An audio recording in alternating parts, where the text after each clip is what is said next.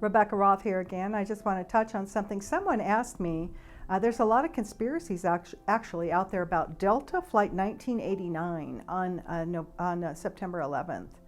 And I want to tell you kind of the story of how it went from inside because I talked to one of the flight attendants that was on board. So I know a little bit more than the conspiracy theorists out there, because they wrapped up some really crazy theories. Like they landed in Cleveland, they all got on one of the planes and they flew off and they shot them down over the ocean. Just some really crazy nonsense, because they don't know what I know, and I know you're not going to do that when the skies are closed, and it's just nonsense. But anyway, in talking with the well, let me just tell you how the story went, because it went completely opposite of how a hijacking would take place. Now remember, flight attendants are the eyes and the ears of the pilots, because we're in the cabin with all the nuts and fruits, the crazy people, right? With all the hijackers or all the whatevers, the drunks, whatever.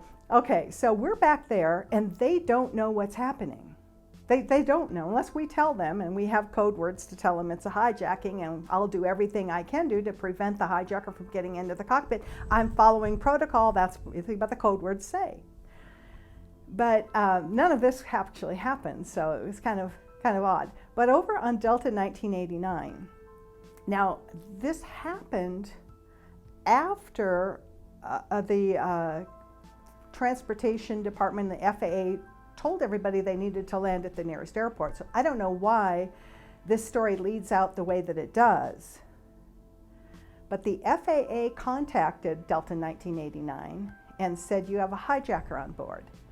And from the timeline I can figure out, the pilots were likely eating their crew meal at this time. So that means that the flight attendants had already served passengers, and they were either just wrapping up or usually completely finished, and then they bring the pilots their meal. Now, just like you guys on an early morning flight like that, and this was like an 8 o'clock departure, we're running around from 5 or 6 o'clock, depending upon how far our hotel is to the airport and how bad the traffic is.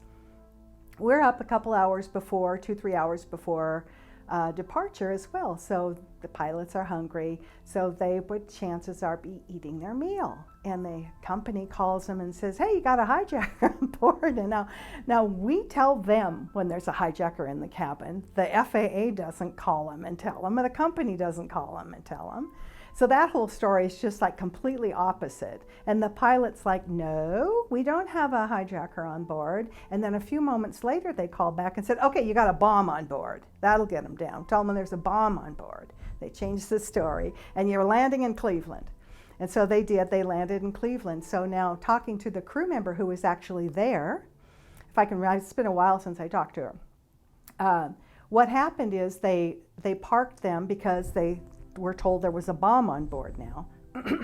They parked them in what's called a remote parking spot, not at the terminal, not close to the building, sort of out and about. It's called a remote parking space. You've probably been at one. Maybe if you've been de-iced, it's kind of like a de-icing area. It's far enough away from the terminal that if the airplane does explode, it's not going to blow up the terminal. Remote. So they park in a remote space. I wish I had all the timeline in front of me because I'm just pulling this out of my memory. But they waited a couple hours for the FBI to show up. Now, mind you, the crew members are told, and I don't know what they told the passengers, that they've been told there's a bomb on their plane. Now, just imagine if you've been told there's a bomb on your plane, whether you're a passenger or a crew member, sitting around on that plane for a couple hours waiting for the FBI to come and let you off the plane. Pretty nerve-wracking, I would say.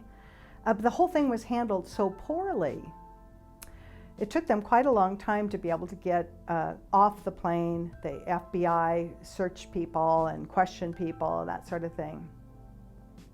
The whole thing was like some sort of fantasy. I don't know where it stemmed from. Obviously, maybe the FAA, because there was no people on board. But one of the things that was very fascinating is this flight attendant I talked to, and I can tell you that I think it was after I'd written my third book, So it was 15 years probably after 9/11.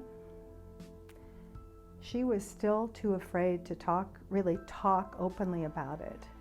Not knowing me, I was a friend of hers, so she would talk to me a little bit, but she told me that the crew members were harassed, haunted, harassed, followed by the FBI for years.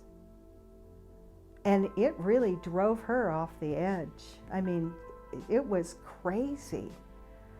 And of course, she didn't understand why. And of course, nobody had really understood what the 9/11 really was. She'd just been on her flight going from Boston to California and didn't know and didn't follow. She wasn't into all the conspiracies on the internet or anything. So when I had this long conversation with her about, well, I just kind of went from the cell phone calls not working and found that the planes had landed. And then by the time I talked to her, I had 4 solid eyewitnesses to the landing at Westover. And so I shared a lot of that information. The more I shared, the more she shared.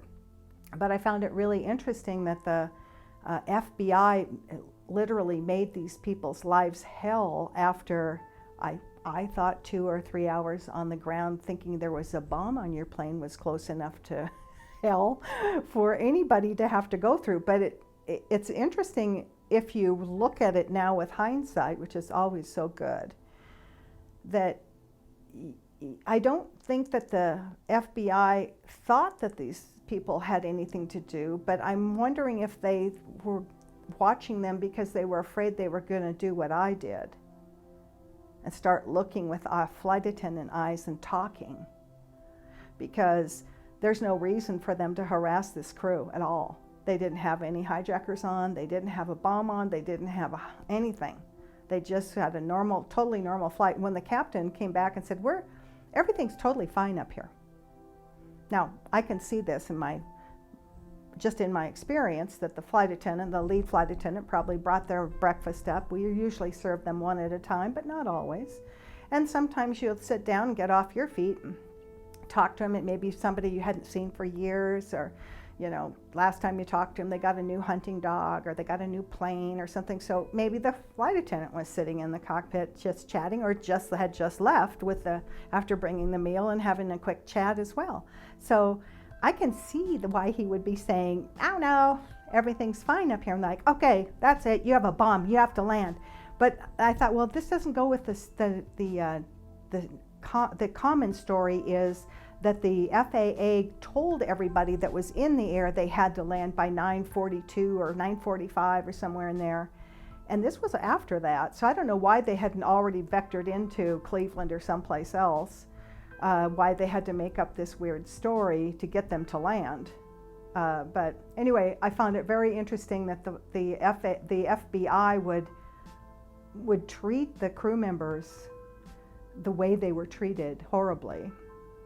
And I guess it happened to all of their crew members as well, as far as I know. But there you go. That's kind of a wild story. In Delta in 1989, those people just got off the plane eventually, and then they got rental cars or whatever to go wherever they could go, because obviously they weren't going to fly anywhere. And there is no conspiracy. They didn't get flown to Dallas and shot out of the sky or any of that other crazy nonsense that the conspiracy theorists on the internet put out.